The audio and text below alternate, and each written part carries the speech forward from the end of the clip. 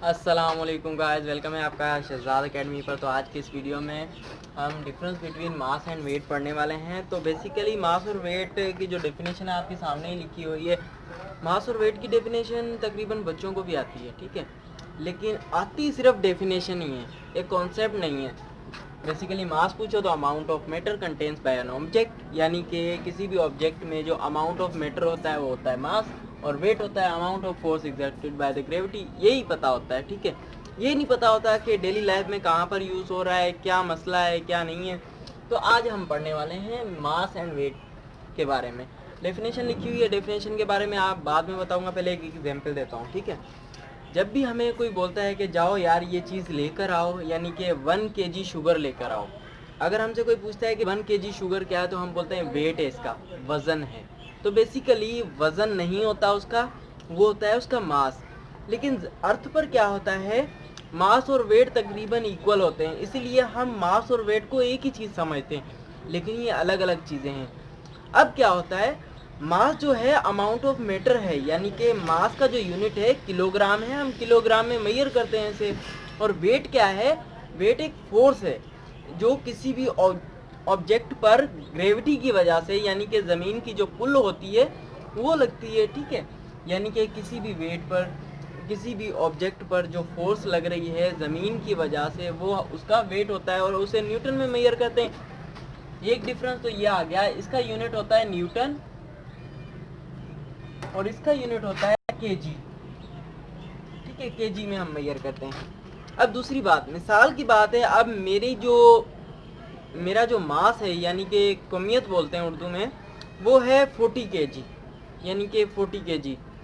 अब मैं जाता हूँ दूसरे, यानी कि मेरा मास हो गया 40 kg और मेरा जो वेट हो गया यहाँ पर अर्थ पर 40 न्यूटन है, ठीक है। अब मिसाल की बात में मैं जाता हूँ मून पर, यानी कि ज़मीन से मैं जाता हूँ मून पर। तो ज़मीन से जब हम जाते हैं तो इसका फार्मूला है W=mg, ठीक है। ये कहाँ से आया मैं आपको बता देता हूँ, जो न्यूटन का सेकंड लॉ ऑफ मोशन है, F=ma, ठीक है। अगर ग्रेविटी की बात होती है तो W हो जाता है, F हो जाता है W में चेंज, और m इंटू जी आ जाता है, G हो जाता है ग्रेविटेशनल एक्सेलरेशन, ठीक है। मास इंटू ग्रेविटेशनल एक्सेलरेशन की प्रोडक्ट जो होती है वेट कहलाती है। तो यहाँ पर वेट W=mg। अब यानी कि मेरा वेट है 40 kg एट अर्थ, ठीक है, मेरा मास है 40 kg एट अर्थ, और मेरा जो वेट है वो 40 न्यूटन है एट दी अर्थ। क्या होता है, मैं जाता हूँ मून पर, वहाँ पर जो जी की वैल्यू होती है वो हो जाती है 1/6, जी इंटू 1/6, यानी कि जी की वैल्यू कम हो गई। यानी कि अगर जी की वैल्यू है, मिसाल की बात है 60, और हम अर्थ पे स्काई पे गए, मून पर गए हैं, तो जी की वैल्यू 10 हो जाएगी वहाँ पे। तो ये एक एग्जाम्पल है। वैसे जो जी की वैल्यू होती है वो होती है 9.8 मीटर पर सेकेंड स्क्वायर। अब मैं जब मून पे जाता हूँ तो मेरा वेट कम हो जाता है, मेरा वेट कम हो जाता है। हर कोई ये बोलता है वेट कम हो जाता है, क्या होता है, जी की वैल्यू कम हो जाती है। अब इसका मतलब ये नहीं है कि मेरे अंदर से जो गुर्दा फेफड़ा ये चीज़ें कम हो गई हैं, या मेरे अंदर से जो खून की कमी है या किसी चीज़ की कमी होगी है, इस वजह से मेरा वेट कम हो रहा है। मसला ये होता है कि हमारा मास तो सेम रहता है, मास एवरीवेयर सेम, ठीक है, मास सेम रहता है, जी की वैल्यू में कमी आने की वजह से हमारा वेट लॉस हो जाता है। अब एक और एग्जांपल दे देता हूँ, जितनी, यानी कि ये जो W होता है, मैं यहाँ पर बता देता हूँ, तो इतनी बात आपको समझ में आ गई, ये दोनों चीज़ें अलग अलग हैं। जो W होता है वो डायरेक्टली प्रोपोर्शनल होता है मास से, ठीक है, और जो W होता है ये वो डायरेक्टली प्रोपोर्शनल होता है G से। W वेट, मास और ग्रेविटेशनल एक्सेलरेशन। अब डायरेक्टली प्रोपोर्शनल का अगर आपको नहीं पता तो मैं बता देता हूँ, इसे बोलते हैं डायरेक्टली प्रोपोर्शनल का साइन। यानी कि अगर हम एक चीज़ बढ़ाएंगे तो दूसरी चीज़ भी बढ़ेगी। मिसाल की बात है, मैंने 2 न्यूटन बढ़ा दिया तो यहाँ मास भी 2 kg बढ़ेगा, ठीक है। एक चीज़ बढ़ाएंगे, जितनी बढ़ाएंगे इधर उतनी ही ये चीज़ बढ़ेगी। अगर ये चीज़ हम कम करेंगे तो ये भी चीज़ कम होगी। ये होता है डायरेक्टली प्रोपोर्शनल, यानी कि डायरेक्ट रिलेशन। तो क्या होता है, मिसाल की बात है, अब एक हल्का बंदा ले लें और एक भारी बंदा ले लें। अब जब वो सीढ़ियों पर चढ़ता है, यानी कि हल्का बंदा जल्दी चढ़ जाता है, और जो भारी बंदा होता है वो थोड़ा स्लो स्लो चढ़ता है। क्या होता है, यानी कि जितना मास ज़्यादा उतनी ग्रेविटेशनल फोर्स ज़्यादा। ये चीज़ समझ में आई? पॉइंट है ये, जितना मास ज़्यादा उतनी ग्रेविटेशनल फोर्स ज़्यादा, जितना मास कम उतनी ग्रेविटेशनल फोर्स कम।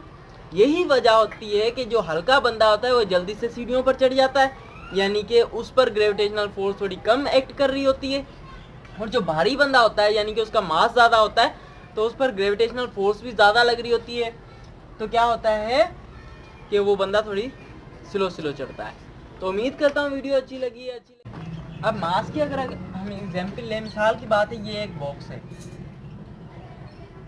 ठीक है। ये जितने भी इस तरह के पार्टिकल्स बोल रहे हैं, कुछ भी बोल रहे हैं, ठीक है, ये जितने भी मैटर से बना हुआ है, ठीक है, इसके अंदर जो अमाउंट ऑफ मैटर है, यानी कि ये किसी पार्टिकल से मिलकर बना हुआ है, किसी सेल से, यानी कि मैटर से किसी से बन गया हुआ, तो ये इसका है मास, ठीक है। और अगर वेट की मैं एग्जांपल दूं तो ये एक बॉक्स है, बिल्कुल इसी तरह का, बिल्कुल यही साइज है, ठीक है, और ये भी इसी तरह के मीटर से मिलकर बना हुआ है, ठीक है। तो ये इसका मास है, ठीक है। अब क्या होता है, जो वेट है वो क्या है, फोर्स है।